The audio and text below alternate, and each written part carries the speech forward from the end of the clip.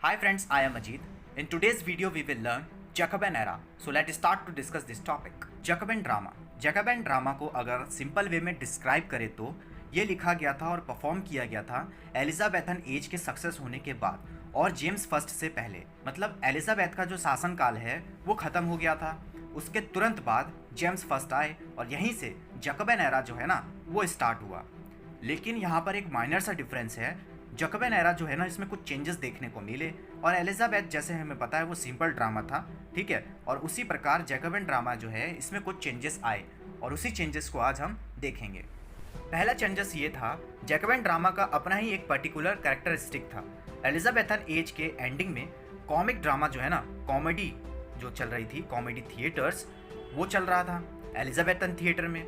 और इसी तरह एक नए ड्रामा और प्ले निकल कर आए, ठीक है। किसमें?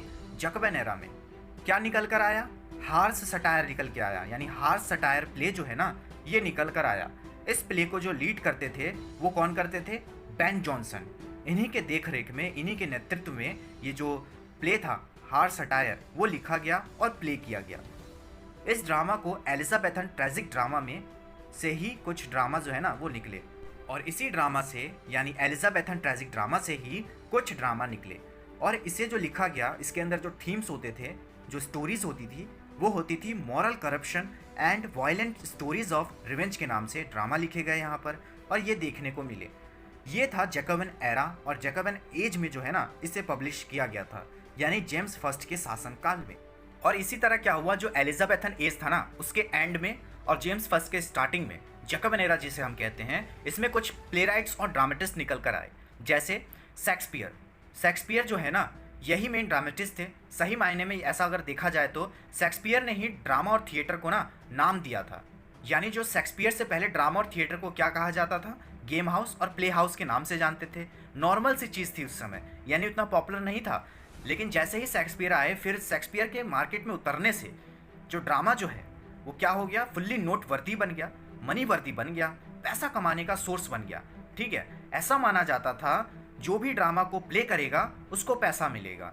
मतलब एक तरफ से देखा जाए तो शेक्सपियर ने ही ड्रामा को सही मायने में डिस्क्राइब करना सिखाया और इनकम सोर्स जनरेट करना सिखा दिया था। और ये सब हुआ था एलिजाबेथन के डेथ के बाद और जेम्स फर्स्ट के स्टार्टिंग में।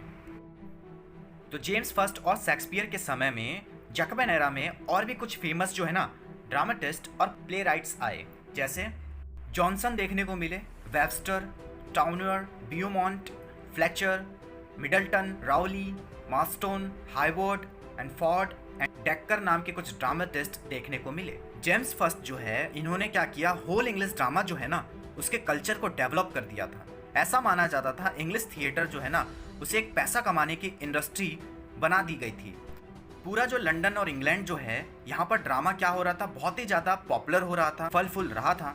और इसी वजह से जैकोबियन के समय में लंदन में 20 बड़े थिएटर्स खोल दिए गए। यानी रोज रोज क्या होता था, डिफरेंट टाइप्स ऑफ ड्रामाज और कुछ नंबर्स ऑफ प्लेस क्या होते थे, ड्रामाज होते थे।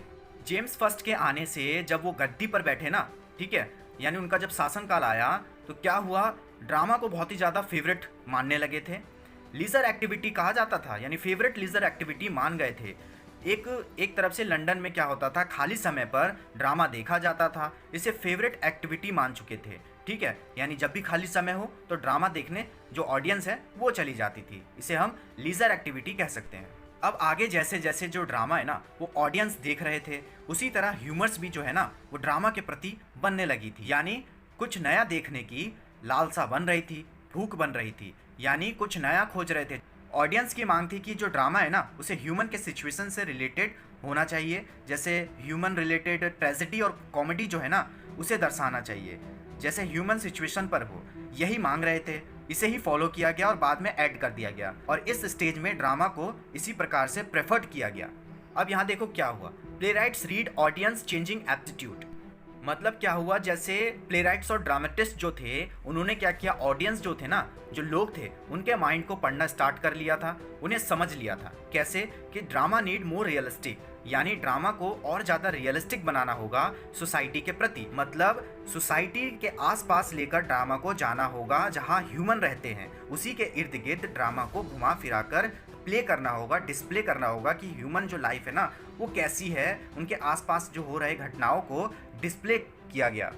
फॉर एग्जाम्पल, आप अभी कोई फिल्म देखते हैं, वो कुछ सोसाइटी से रिलेटेड होते हैं, यानी जो कुछ जो सीन होते हैं ना पूरा रियलिस्टिक होता है, और ज़्यादातर जो सीन होते हैं वो बहुत ज़्यादा रियल दिखाया जाता है। इसी प्रकार से जो ड्रामा है ना उसको दर्शाया जाता था, डिस्प्ले किया गया था, ह्यूमन सिचुएशन के ऊपर जो ड्रामा होते थे ना उसको डिस्प्ले किया गया था। और इसी चीज़ को क्या कहते हैं, इवॉल्व्ड फॉर्म ऑफ ड्रामा कहा जाता है। द एंड ऑफ एलिजाबेथ, यानी एलिजाबेथ के एंड में जो ड्रामा था ना वो ह्यूमन सिचुएशन पर लिखे जाने लगे थे। ह्यूमन के अकॉर्डिंग उसके आसपास की जो सोसाइटी थी उसी पर ड्रामा लिखे जा रहे थे, ठीक है। जिसके अंदर क्या देखा गया, एक्सट्रीम वायलेंस देखा गया, दंगा फसाद जिसे हम कह सकते हैं। उस स्टेज में इस जो स्टोरीज को क्या किया गया, प्रिफर्ड किया गया, ठीक है। इसी चीज़ को दिखाया गया था, वायलेंस को। और जो ड्रामेटिस्ट और प्ले राइट्स जो थे ना वो ह्यूमन सेल्फिशनेस, यानी उन्होंने क्या किया, मनुष्य के स्वार्थीपन जो होता है ना उसको प्ले करते थे और दिखाते थे और डिस्प्ले करते थे, यानी ह्यूमन सेल्फिशनेस को दर्शाया गया था। जो ड्रामेटिस्ट थे ना वो और भी ज़्यादा जो चीज़ें हैं ना उसको एक्सप्लोरिंग करने लगे थे। कैसे, नेचर के प्रति जो इविलनेस होती है ना, क्रूरता जिसे हम कह सकते हैं, उसको दिखाते थे। ह्यूमन के इंटरनल नेगेटिव बिहेवियर को दर्शाया जाता था, यानी जो इंटरनल नेगेटिवनेस थी ना उसको निकालकर ड्रामा के साथ प्रोड्यूस करते थे। ऐसा माना जाता था जैकोबन स्टेज में ऑडियंस के सामने full of sex and violence और डिटेलिटिंग स्टोरीज को डिस्प्ले किया जाता था, प्रोड्यूस किया जाता था। और इसी तरह ड्रामा की जो है ना वो मांग बढ़ने लग गई थी उस समय के सोसाइटी में। इसी चीज़ को ऑडियंस जो होती थी वो पसंद करती थी, यानी जो वायलेंस होते थे, जो अजीबोगरीब चीज़ें होती थी, उन सब चीज़ों को क्या करते थे, जो ऑडियंस होते थे वो जो डिस्प्ले हो रहा होता है ड्रामा को, उस चीज़ को पसंद करते थे। इसी चीज़ को देखकर कुछ प्लेज निकाले गए, किसके द्वारा, जॉन वेबस्टर, इन्होंने निकाला था। The White Devil and the Duchess of Malfi नाम के कुछ प्लेस हैं, इसको निकाले गए थे, जिसके अंदर क्राइम्स होते थे, हाईली इंटेलिजेंस करेक्टराइज होते थे और फुल ऑफ एक्ट और वायलेंस दिखाए जाते थे, ठीक है। तो इस तरीके से क्या होते थे, थीम्स होते थे, प्लॉट्स होते थे, किसके अंदर, इन दोनों प्लेस के अंदर।